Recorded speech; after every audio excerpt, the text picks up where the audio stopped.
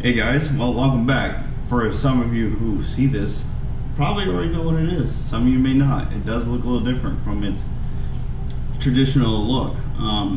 This is my favorite gun. This is the gun I have spent and poured the most money into. It's not cheap, and I'm not going to tell you how much I spent, but I love this gun. This is my Springfield Armory M1A, or M14 for those who know the military variant.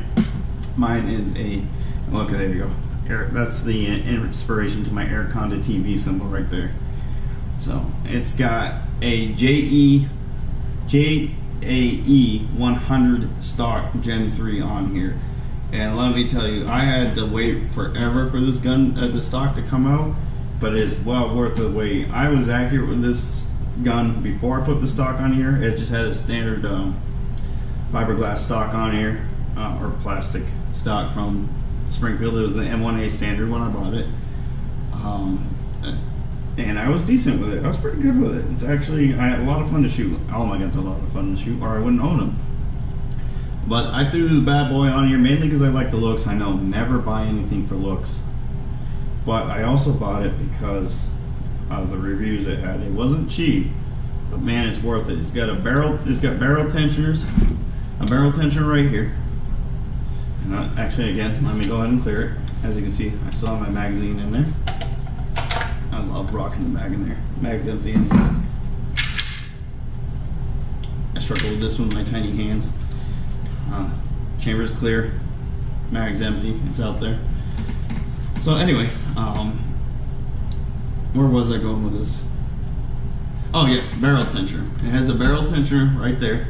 And I got my bipod stud on there. I still don't have my bipod stack back. I had a Harris bipod on here. I need to get another one. It's got a Picatinny on the bottom for bipods or whatever else you want to throw down there. It's got one on the side. You can order more if you need them, because this whole, they got a rail mount here and a rail mount on the other side. You can actually get the stock pretty cheap if you remove a lot of the features it has. But I think I got everything on there that they had to offer. I think there's a couple things I didn't get. You get stud points for your sling, depending on how you want to carry your sling. You have a hand grip down in here. So if you, like in my case, I'm shooting, got a bench shooting, I can hold that back into my shoulder. This is my heaviest gun, by the way. I think the last time I weighed it was almost 30 pounds, I think, fully loaded and everything. That's with the bipod. I have, I'm going to butcher this, a S.O.G Industries scope mount. Love this thing. It locks right into where your stripper clip guide would be. You have to remove it to attach it, and then it attaches right in here. It has a little stud screw down there to make sure it's flush against the receiver on there, so it does not bounce. With this scope mount, you can, in fact, still use the iron sights. In fact, I got a night iron sight in the front on this one because I was having problems seeing it because my eyes suck. And then on here is my BSA scope. It is a 40 times. Let's see. 24 times scope with the adjustable turret rings. I love that. I love the clicks it makes when you adjust it. You got your range adjustment here. You got your elevation and then your windage adjustment on the side. And here, this is your elevation adjustment for the iron sight, and there's a little knob on the other side for the windage. I got an adjustable cheek pad. That's one thing I didn't get. They had a quick disconnect cheek pad. It costs a little more. The reason why I didn't go for it is because I wouldn't have been able to put this engraving on here because it was too big. It's got a rubber stock, right, our butt pad right here, when you can get spacers in here for those of you who got much longer arms than I do. I think I got one spacer in there. It looks like there's one spacer in there, but I don't own any other spacers. They got a monopod mount in the back, and I got the muzzle brake. The one that came with the standard did not have the bayonet lug on there. I have it on there because it does not look like an M14 to me without that bayonet lug. This is a mil-spec muzzle brake. The gas block is mil-spec as well. I have I can't remember the company. I went with one company pretty much for all of this. And I believe they were actually the manufacturer for the parts in Vietnam, or they did do some. I have a mil-spec or charging handle with a spring guide in there, the mil-spec trigger right in there. I mean, it doesn't look any different. It does feel a little different from the stock trigger assembly, and the bolt carrier group and the firing pin is mil-spec as well, so that's why I said it's my M14/M1A hybrid. Those of you who don't know, there is a variant that was fully auto in Vietnam. This one is, again, semi-auto only, because I do not own the ability to have a fully automatic rifle in my house, which is fine. Someday I might break down and buy the tax stamp so I can do that and get my FFL. And there's your wheels. You're able to adjust your cheek pad to go up and down. That's to lock it into place right in there. Nice rubber hand grip. You got a hand rest right there for it. So, love this thing. I absolutely love this thing. I hope they take action this hunting someday. And then one of my favorite noises, right there. And you get the ring of the muzzle brake up there. So yeah, this right here, my bad boy, which shoots the 308, and I meant to show this earlier. That's about the size of the Muzzle Nagant round. Again, the back end looks a little different than it does for the 308, but this is the 308 round. And for those who've never seen it, that's the 5.56 223 round that the scary AR-15 shoots that everybody freaks out about. This is like a standard hunting round size. And everybody freaks out and says it's such a deadly, scary weapon for this little thing. It's not bigger than a 22. Yes, it still kills. Yes, it hurts a lot, but that's beside the point. Anyway, before I go down that rant, but I have olive drab with a black handguard vented to help keep the barrel cool when I'm shooting. It's the stock barrel from the standard, the receiver stock as well. I actually had to get the receiver replaced because my stripper clip thing snapped, which my scope can no longer mount to it. Another feature of the JAE-100 G3 Stock, I say Gen 3 because I don't know what 1 and 2 has, and I think they're on Gen 4 now, is they have receiver tensioners in here to keep it from bouncing even more.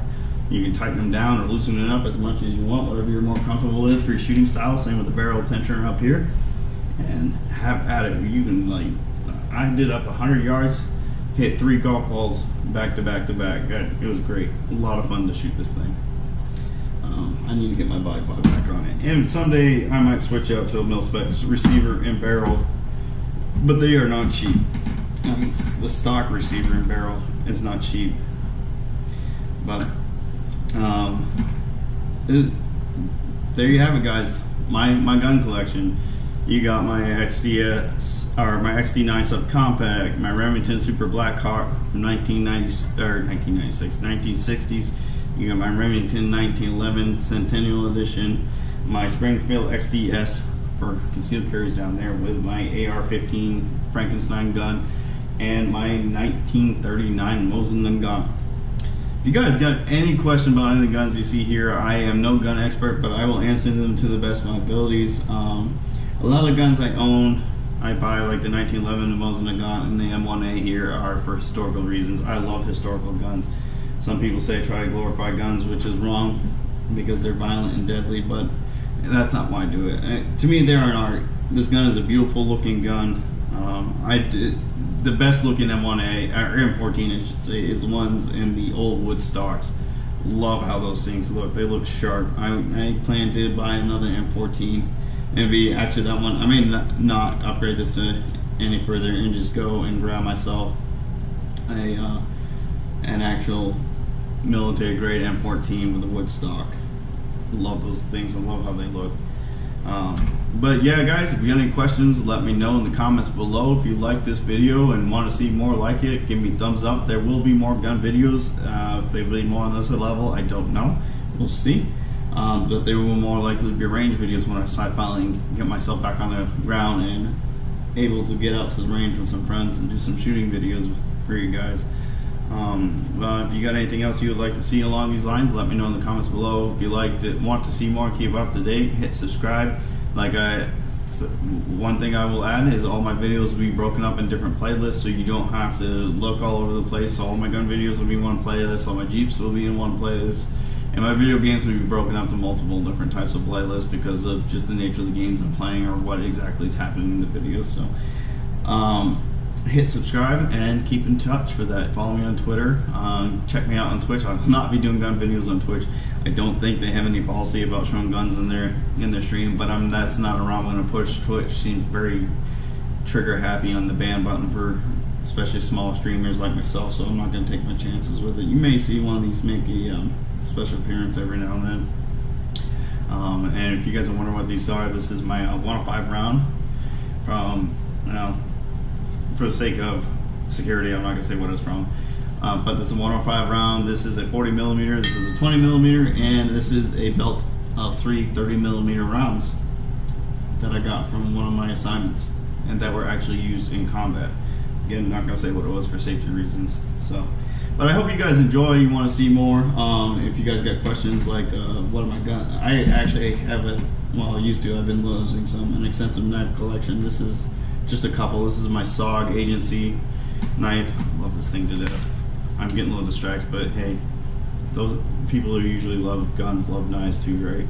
There's actually a neat little story behind the CEO of S.O.G that you can check out on one of Nothing Fancy's videos when he goes visit S.O.G. But this is a beautiful knife. I mainly have this as a show knife more than anything. I don't think I've ever used it. I think I had a friend of mine use it without my knowing, and when I found out, I wasn't very happy. This is a K-bar knife. This is actually a special edition knife. And it says USMC with their symbol on the leather sheath. And then, I gotta clean up that blade.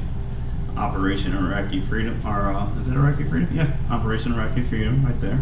I was deployed to Iraq. I moved on to a different operation by the time I got there, but I was deployed to Iraq and definitely not as a Marine. So please don't come yell at me saying I'm not a Marine. How dare I own this knife? I love the handle on this thing. It's beautiful. Again, another knife I'll never use. So, but anyway, guys, I hope you enjoy. Stick around for more. I do plan to do more videos like this. So, have a good one, guys. I'm just gonna set this down for now, and I will talk to you all later and see you in the next